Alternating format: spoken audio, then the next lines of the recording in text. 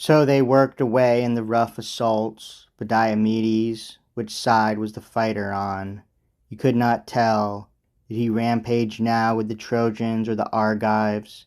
Down the plain he stormed like a stream in spate, a routing winter torrent sweeping away the dikes. The tight piled dikes can't hold it back any longer. Banks shoring the blooming vineyards cannot curb its course. A flash flood bursts as the rains from Zeus pour down their power. Acre on acre, the well-dug work of farmers crumbling under it. So under Tydides' force the Trojan columns panicked now, no standing their ground, massed, packed as they were. But the shining archer Pandarus marked him storming down the plain, smashing the Trojan lines before him. Quickly he trained his reflex bow on Diomedes, charging straight ahead. He shot. He struck him full in the right shoulder, under the breastplate's hollow. The ripping point tore deep, shearing its way through. Armor splattered with blood as Pandarus triumphed, shouting over Tydides wildly, "Move up, attack, my high-hearted Trojans, lash your stallions. Look, the Achaean champion's badly wounded. I shot him down, I swear he won't last long, if the archer really sped me here from Lycia." Bragging so, but the whizzing arrow had not brought him down. Diomedes just drew back beside his car and team, and stood there calling Sthenelus, Capaneus' son. "Quick, Sthenelus, down from the car, my friend. Pull this wretched arrow from my shoulder."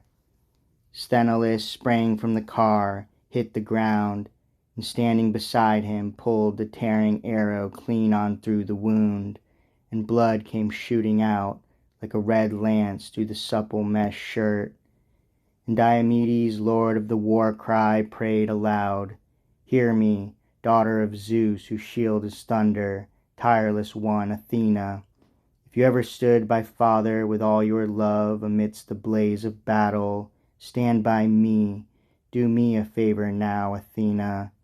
Bring that man into range and let me spear him. He's wounded me off guard and now he triumphs. He boasts I won't look long on the light of day."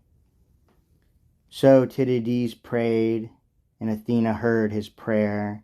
But spring in his limbs, his feet, his fighting hands, and close beside him winged him on with a flight of orders. "Now take heart, Diomedes, fight it out with the Trojans. Deep in your chest I've put your father's strength. He never quaked, that Tydeus, that great horseman. What force the famous shieldsman used to wield. Look, I've lifted the mist from off your eyes that's blurred them up to now, so you can tell a god from man on sight. So now if a god comes up to test your mettle, you must not fight the immortal powers head on, all but one of the deathless gods, that is. If Aphrodite, daughter of Zeus, slips into battle, she's the one to stab with your sharp bronze spear." Her eyes bright, Athena soared away, and Tydeus' son went charging back to the front line of champions.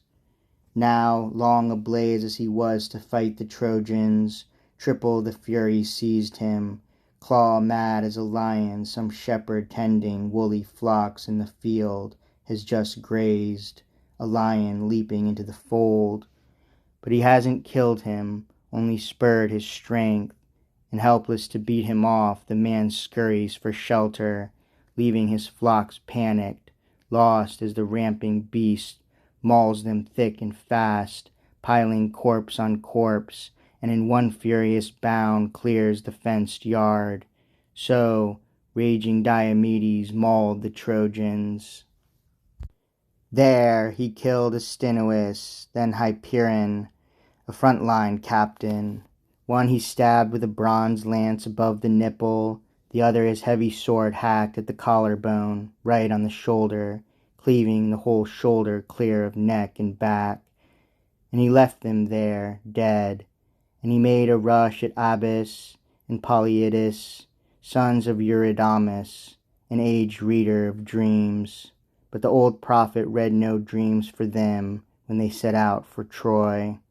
Diomedes laid them low, then swung to attack the two sons of Phaenops, hardy Xanthus and Thoon, both men grown tall as their father shrank away with wasting age. He never breed more sons to leave his riches to. The son of Tydeus killed the two of them on the spot. He ripped the dear life out of both and left their father tears and wrenching grief. Now he'd never welcome his two sons home from war, alive in the flesh, and distant kin would carve apart their birthright.